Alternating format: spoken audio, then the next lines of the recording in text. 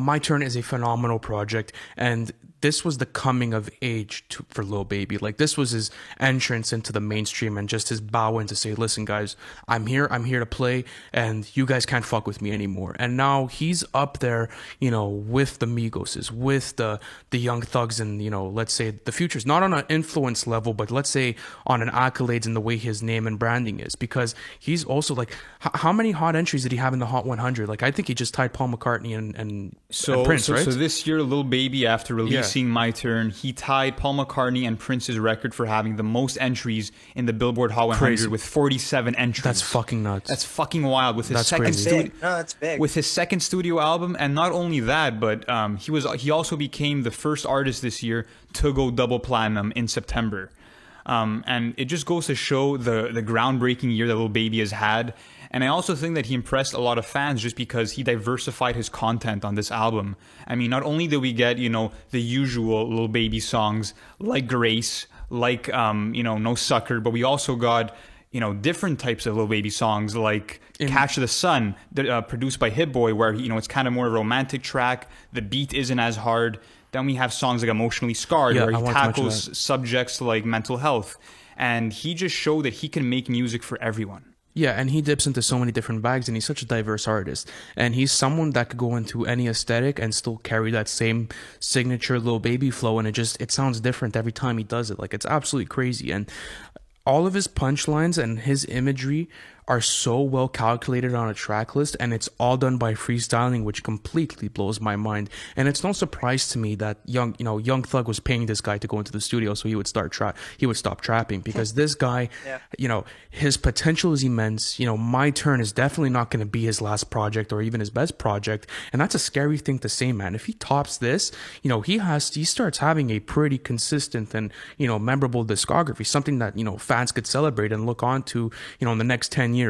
And I look at Lil Baby's career so far, and yes, it's filled with hype. Yes, he's been able to break through the mainstream, but he has also always stuck to his traditional sound. And I've been listening to Lil Baby for, you know, 2+ years now, and it always sounded the same to me, low-key. Like, he was always like sticking to his signature sound.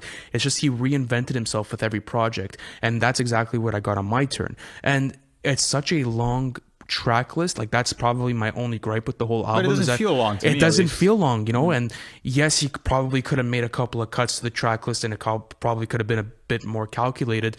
But at the end of the day, it sounded well done, and it sounded like something that I was down to hear, right? And I also feel like he was one of the only artists this year to put out a really strong deluxe version to the album. So talking about the deluxe album, there's so many good additions to it, and I feel as if, like, you could take anything out of the deluxe and you could plug them back into the original track list, and it was super smooth the way he did it. Example, we got We Paid, and this is probably one of the biggest songs of the year, if not the biggest. And, you know, obviously TikTok blew that up, and the iconic whistle, but it kind of inspired everyone else to go after the deluxe vibes. So why do you think Lil Baby dropped it, and do you think artists should continue maybe dropping deluxe projects this way?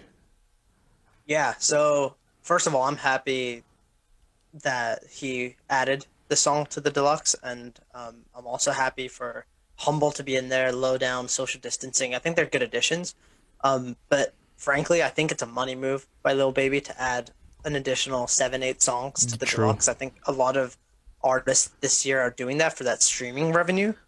So personally, I'm not a huge fan of just adding like 10 more songs to the deluxe. I mean, that's a whole separate project in my opinion. But Lil Baby was able to do it well. And I think that, you mentioned We Paid, the success of that, just a phenomenal track. But the one track that I wanted to point out, and this is the only Grammy nomination that Lil Baby got, was The Bigger Picture. Just an incredibly powerful track.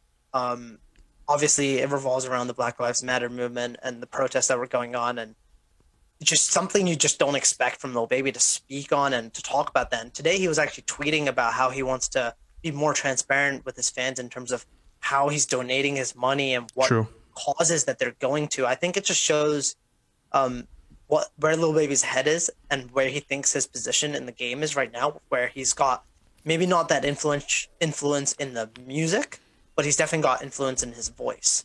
Yeah. And he's Yeah. doing that through the bigger picture, and he's doing that through now just Twitter. So I have a lot of respect for him. Yeah, and it's just it goes to show how much he's accomplished. Like you just said, Grammy nominated for The Bigger Picture, which is not the song we'd expect out of Lil Baby, but he delivered on it. And of course, he dropped We Paid, which Tyler the Creator called the core of rap music.